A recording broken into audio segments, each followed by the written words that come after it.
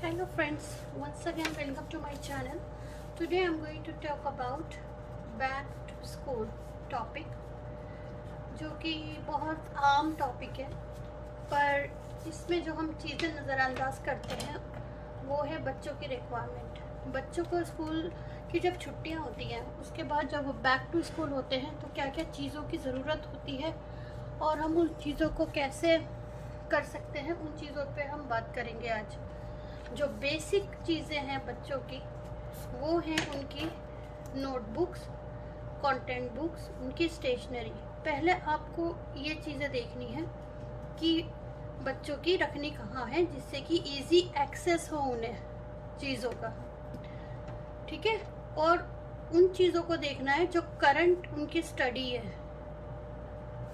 Current study कौन सी chapter चल रहा है, कैसा चल रहा है, उस चीज़ को मद्देनज़र रखते हुए आपको उनकी नोटबुक सेट करनी है, कंटेंट बुक सेट करनी है। अगर नोटबुक कोई फिल होगी, आपको नई नोटबुक निकालनी है बच्चे की, तो आप उसको देखो कौन सी कितने पेजेस बाकी हैं, कितनी उसकी रिक्वायरमेंट है।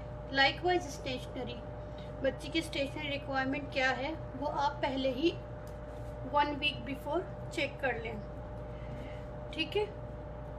अब उसके बाद आ जाता है मेंटल मेकअप। मेंटल मेकअप से मतलब है कि आपको बच्चे का जो टाइम टेबल है वो आपको रीशेड्यूल करना है। उसका मतलब ये है कि छुट्टियों में बच्चे कभी इधर उधर लेट नाइट होते हैं, तो आपको ये नहीं कि संडे से स्कूल खुल रहा है या मंडे से स्कूल खुल रहा है तो आपको संडे को उसको डंडी लेके खड़े हो जाना है कि सुबह तुम्हारा स्कूल है, you have to be early. ऐसे नहीं होता।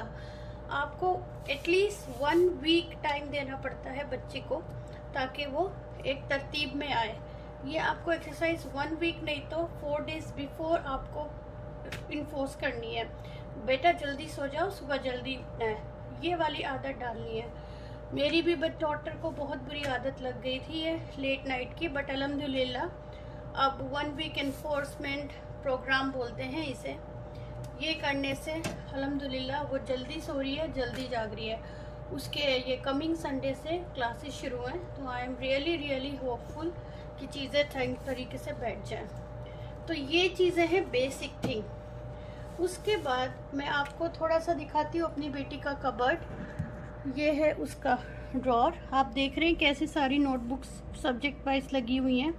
ये उसका पेंसिल बॉक्स है, ये वाइप्स हैं और ये हेडफोन है। तो ये ड्रॉर उसकी है, so it is easily accessible for her and she can easily take out what she needs. Likewise ऊपर उसकी कंटेंट बुक और नोटबुक्स रखी हैं, अदर बुक्स रखी हैं जो कि she can easily take it. तो ये ऑर्गेनाइज उसी ने किया है, but I have a eye on it कि कौन सी नोटबुक ख़त्म हो रही है, so I can take it and give it to her. अच्छा, अब सेकंड चीज़ आ जाती है हमारी यहाँ पे कि what are the things we have to do as a parent, we have to do. तो मैंने कुछ टेम्पलेट्स बनाए हैं, वो मैं आपसे शेयर करना चाहती हूँ। उसमें फर्स्ट टेम्पलेट है आपका व्हाट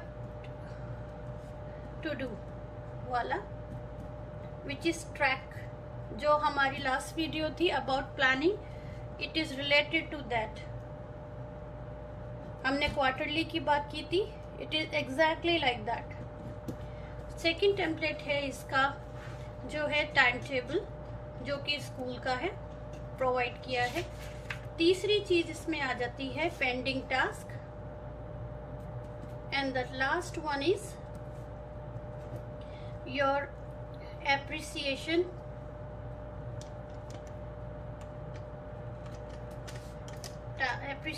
ठीक है। तो ये वाली चीज़ को, जो एप्रिसिएशन वाली है, आई गिव अपमोस्ट इम्पोर्टेंस। क्यों? क्योंकि बच्चा जब अपनी वॉल पे आए, अपना स्पेस में आए, तो शी और ही फील हैप्पी अबाउट कि उसने लास्ट सेमेस्टर क्या किया है। तो वो जब अचीवमेंट सर्टिफिकेट्स आपके पास जो भी हैं वो इस चीज़ में जाएंगे। उसके बाद बच्चे का जाएगा टाइम टेबल, ये सेकंड पर है। उसके बाद जाएगा ट्रैकिंग, उसके बाद जाएगा पेंडिंग टास्क। पेंडिंग टास्क को हमेशा आप लास्ट में रखेंगे। उसकी वजूहत ये है कि जब बच्चा एप्रिसिएशन देखेगा तो उसका कॉन्फिडेंस अपने अंदर बढ़ेगा कि I can do much better. उस सेकेंड स्टेप क्या होगा, वो टाइम टेबल देखेगा अपनी क्लास का कि अब क्या टाइम टेबल है, मुझे क्या करना है। तो ये सेकेंड स्टेप है। थर्ड स्टेप क्या होगा उसका, ट्रैकिंग शीट उसकी होमवर्क की, वो मैं सब आपके साथ शेयर करूँगी अभी।